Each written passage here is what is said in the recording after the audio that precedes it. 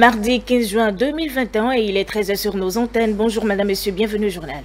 Audience au cabinet du chef de l'État, Patrice Talon a reçu ce lundi, 14 juillet 2021, Joachim Odé, jeune pharmacien et passionné de bois. Les précisions sont à suivre dans un instant.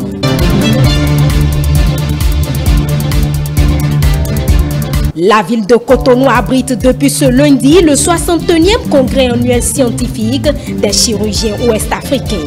C'est le palais des congrès de Cotonou qui a servi de cadre à cette cérémonie.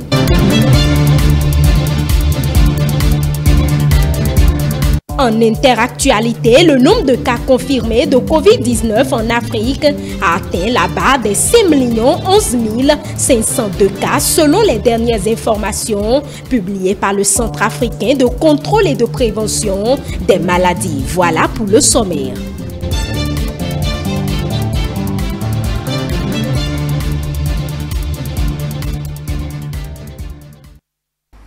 Le chef de l'État, Patrice Talon, a reçu ce lundi 14 juin 2021 à son cabinet Joachim Odé, jeune pharmacien de 28 ans et passionné du bois. Au cœur des échanges avec le président de la République, le jeune entrepreneur est revenu sur sa formation de pharmacien et sur les raisons qui ont motivé la mise en place de sa société. Suivant ce compte rendu de Stylia Padono. Ça m'a été sûrement très surpris par mon invitation. J'ai été très surpris. C'est sa double casquette qui lui a valu cette invitation du chef de l'État. Séduit par sa capacité à exercer à la fois le métier de pharmacien et d'ébéniste, Patrice Talon a jugé utile d'échanger avec ce jeune talent béninois. Le documentaire qui a été réalisé et qui portait sur ma double casquette professionnelle, il a suivi sur la chaîne nationale et c'est de là qu'il a pris contact par le biais de ses collaborateurs. Ils m'ont contacté. Et je suis venu, il a échangé avec moi sur comment j'ai fait pour aboutir à ce résultat. Tout est parti de ce documentaire intitulé « Pharmacien ébéniste, de corde à lac », diffusé sur la télévision nationale, un élément à travers lequel Joachim Odé raconte son parcours. Mon oncle m'avait exigé d'être le premier de ma classe. C'était une condition non négociable si je voulais toujours continuer à aller à l'école. Donc c'est ça qui a fait que je n'avais pas le choix. Je faisais la menuiserie, mais concomitamment, je devrais exceller aussi à l'école. Le chef de l'État n'a pu s'empêcher de lui dire son admiration. Il s'est par ailleurs porté volontiers à l'accompagner. Le chef de l'État, il m'a promis m'accompagner de façon personnelle et aussi m'a promis aussi l'accompagnement de l'État en général. Un mot que le chef de l'État a dit qui m'a beaucoup marqué, il a dit sur le parcours d'un homme exceptionnel, il y a toujours quelque chose d'exceptionnel. Ce geste de Patrice Talon témoigne une fois encore de son désir à soutenir la jeunesse et à créer davantage des conditions favorables pour l'épanouissement de cette couche de la société. La phase écrite de l'examen du brevet d'études du premier cycle BEPC a effectivement démarré depuis ce lundi 14 juin dans le département du Borgou. À Parakou, le constat a été fait par une équipe de notre rédaction. Suivez ce compte rendu de Léon Batonero. Ils se font évaluer depuis ce lundi matin dans les différents centres de composition. Les candidats au brevet d'études du premier cycle BEPC ont démarré la phase écrite de l'examen par la communication écrite. Dans le Borgou, 16 centres accueillent les 12 017 candidats qui ont répondu présents sur les 12 263 inscrits, soit 246 absents au décompte ce lundi matin. L'ambiance de démarrage dans quelques centres de Parakou. Le BPC a bien démarré au centre du CEG Maga. Nous avons 1069 candidats régulièrement inscrits, dont 569 garçons et 509 filles. Sont présents à la composition garçons 556, filles 506, soit un total de 1062. Il y a donc 7 absents, dont 4 garçons, 3 filles. On ne peut signaler pour le moment aucun incident. Les candidats sont dans les salles, sauf qu'il y avait eu tout de suite un cas de maladie que l'agent de santé est parti traiter. Nous avons eu 7 surveillants de salle qui ne se sont pas présentés, nous avons procédé à la lecture des instructions. Et c'est après lecture des instructions même que nous avons refait encore l'appel pour voir si ceux qui sont donc absents sont revenus nous rejoindre. Mais nous avons constaté qu'ils ne sont pas revenus, donc nous avons procédé au changement par d'autres surveillants qui sont en attente. Constat satisfaisant quant au respect des gestes barrières. Le gouvernement a d'ailleurs pris des mesures d'accompagnement avec les gels hydroalcooliques et les cache-nez. Nous avons vérifié que nos candidats sont vraiment confortablement installés et que les mesures de sécurité sanitaire sont respectées. Nous nous sommes assurés que toutes les salles soient bien aérées. Puisque les candidats portent les masques, il faut bien qu'il y ait beaucoup d'oxygène. Là où les fenêtres sont fermées, on les a ouvertes. Donc les salles sont bien aérées, les enfants sont bien installés et les mesures sont respectées, la distanciation entre les deux candidats s'est respectée. Et nous avons vérifié également l'application des consignes de la part des surveillants de salle. Et tout est en ordre et chacun compose aisément. La phase écrite se déroule jusqu'au mercredi et les chefs centres espèrent voir tout s'achever en beauté. Pour ce faire, nous allons demander aux candidats la sérénité totale, le calme qu'il faut pour aborder les épreuves avec toute la quiétude et l'intelligence qu'il faut.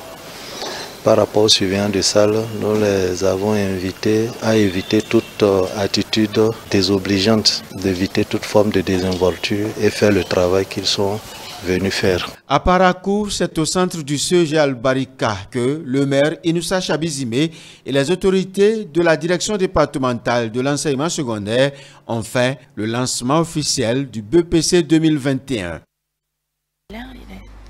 Et puis, toujours dans le cadre de cette composition, de cette première journée de composition du BEPC, la rédaction a recueilli pour vous l'avis de quelques candidats. Regardez. Depuis les matières, les épreuves que nous a présentées lors de cet examen sont favorables et je me suis bien arrivé à ma sortie dans toutes ces épreuves. Je remercie mes professeurs parce qu'ils nous ont appris le nécessaire pour réussir à cet examen. Parce que tout ce qu'on a vu lors des révisions, c'est ça qui sont sortis aujourd'hui. Et j'ai été vraiment content. Je remercie aussi mes parents de m'avoir assisté tout au long de l'école et aussi au jour de l'examen. Les épreuves ont été abordables. Il n'y a rien de compliqué dans les épreuves. Tout ce qu'ils nous ont demandé ont été très abordables. Et chacun de nous a donné ce qu'il peut donner. C'était pas mal. C'était pas mal. Les professeurs se sont bien organisés, tout s'est bien déroulé. Les parents aussi m'ont accompagné à venir assister à la première journée. On vous le disait dans les titres, Cotonou, carrefour du 61e congrès annuel scientifique des chirurgiens ouest-africains.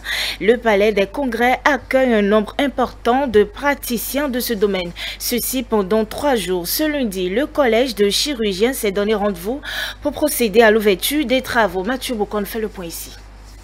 Le Collège ouest-africain des chirurgiens au 61e congrès annuel scientifique à Cotonou. Ils sont plus de 500 à prendre part à cette rencontre pour se connaître, s'échanger des idées et de partager leurs expériences dans le cadre de la formation médicale continue. Chers congressistes, nos assises de Cotonou ont à faire face à un double défi. En effet, le premier est celui de s'ouvrir à de nouvelles connaissances dans nos arts en permanente mutation technologique, il est que cet art doit faire face à la pandémie la plus cruelle de ce premier quart du XXIe siècle, et c'est là notre second défi. Le Collège ouest-africain des chirurgiens est une organisation professionnelle qui promeut l'éducation, la formation, les examens et la recherche en chirurgie en Afrique. Alors, 2 objectifs à nous s'imposent. Celui d'une part, de poursuivre le projet de faire du Collège ouest-africain de chirurgie un cadre de rencontres, de partage d'idées, d'expériences pour faire une formation médicale qui profite des innovations technologiques, notamment des avancées en matière d'intelligence artificielle. Et d'autre part, celui de rechercher des solutions pouvant répondre aux différentes problématiques de santé qui assaillent notre continent. Ce nouvel objectif est une nécessité scientifique que nous impose la lutte contre la pandémie de la Covid-19. C'est aussi le premier organisme à organiser une formation spécialisée en chirurgie dans la région. Le Collège des chirurgiens a été fondé en 1960. C'est la première institution intégrée d'Afrique de l'Ouest, bien avant d'ailleurs la formation de l'Union africaine qui date de 1963. Et cette constitution du collège a permis par les chirurgiens qui étaient rentrés de formation en Europe, a permis d'engager en tout cas beaucoup de pays, de la Mauritanie jusqu'au niveau de la RDC. En effet, un des congrès du collège s'est déjà tenu à Kinshasa. Et à ce jour, nous sommes à peu près 7778 membres fellows du collège, compte non tenu des derniers reçus des examens qui sont passés au mois d'avril. Notre collège doit dès lors chercher à se positionner pour faire des efforts, des propositions pour la mise en œuvre de politiques publiques de santé publique promptes à satisfaire les besoins sanitaires de nos populations. C'est là une nécessité scientifique que nous impose la lutte contre la pandémie de la Covid-19. L'autre atout de ce collège est qu'il délivre un diplôme de boursier en chirurgie et surtout l'un des deux organismes qui accréditent les établissements pour former des résidents en chirurgie dans les États membres. À l'occasion de cet événement majeur, le ministre de la Santé, Benjamin Nkpati, a livré un message porteur de sens. Il est au micro ici de nos reporters. Regardez. C'est pour le Bénin un réel plaisir d'accueillir ici à Cotonou, sa capitale économique, et ce, pendant 3 jours, les 14, 15 et 16 juin 2021, cet impressionnant parterre d'hommes et de femmes de science ayant en commun l'usage de bistouri. Vous donnez le témoignage de votre attachement au mieux-être des patients dont vous avez la charge et que vous avez la lourde responsabilité de soigner et de soulager. Votre métier, que dis-je, notre métier, n'est pas des plus aisés, mais il reste entaché de noblesse du fait que vous parvenez souvent à préserver la vie. Pour cela, l'exercice quotidien et le perfectionnement de votre art doit constituer une véritable préoccupation pour vous, pour la société, pour le gouvernement de la République du Bénin et son président, M. Patrice Talon. Ces préoccupations ont sans aucun doute justifié le choix du thème principal de la présente rencontre scientifique, à savoir l'impact de la COVID-19 sur la formation et la pratique en chirurgie. C'est en effet au lendemain de votre 60e conférence annuelle à Abuja que, sans tambour ni trompette, le virus SARS-CoV-2, responsable de la COVID-19, s'est rapidement immiscé dans nos vies au dernier trimestre de l'année 2019, réalisant très rapidement une pandémie qui a fait à ce jour plus de 3 millions de morts de par le monde. Votre collège s'est donc très justement préoccupé de la question et a retenu pour la présente édition de sa conférence annuelle de vous amener à des échanges d'expériences sur le sujet sous le double angle de la formation comme de la pratique en chirurgie. Je reste convaincu que les résultats de votre rapport permettront de revaloriser le capital humain à travers la santé. Je remercie tous les membres et les instances du Collège ouest-africain des chirurgiens pour la régularité des conférences annuelles, occasions et lieux privilégiés de rencontres et d'échanges d'expériences. C'est sur ces mots que je déclare officiellement ouvert les travaux de la 61e conférence annuelle du Collège ouest-africain des chirurgiens. Le nombre de cas confirmés de Covid-19 en Afrique a atteint 511 502 samedi midi, selon les dernières informations publiées par les Centres africains de contrôle et de prévention des maladies, CDC Afrique. Jusqu'à jeudi, un total de 50 États membres de l'Union africaine a obtenu environ 54,9 millions de doses de vaccins anti-Covid, dont 35,9 millions de doses administrées.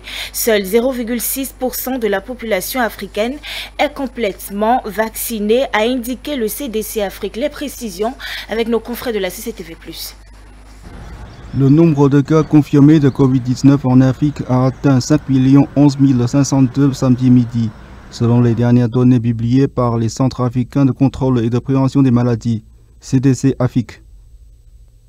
Le CDC Afrique, l'agence de soins de santé spécialisée de l'Union africaine qui compte 55 membres, a déclaré que le bilan de la pandémie de Covid-19 est passé à 134 239 décès, tandis que 4 504 296 personnes à travers le continent se sont rétablies de la maladie. L'Afrique du Sud, le Maroc, la Tunisie, l'Éthiopie et l'Égypte sont les pays qui comptent le plus de cas sur le continent, selon le CDC Afrique.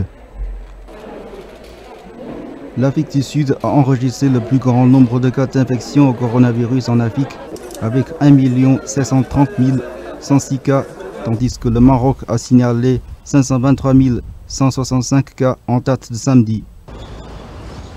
En termes de nombre de cas de contamination, l'Afrique australe est la région la plus touchée, suivie par les zones nord et est du continent, tandis que l'Afrique centrale est la région la moins touchée du continent, selon le CDC Afrique. Jusqu'à jeudi, un total de 50 États membres de l'Union africaine ont obtenu environ 54,9 millions de doses de vaccins anti-Covid-19, dont 35,9 millions de doses administrées. Seul 0,6% de la population africaine est complètement vaccinée, a indiqué le CDC Afrique. C'est déjà la fin de ce journal. Merci, madame, monsieur, de l'avoir suivi. Bonne suite de programme en notre compagnie.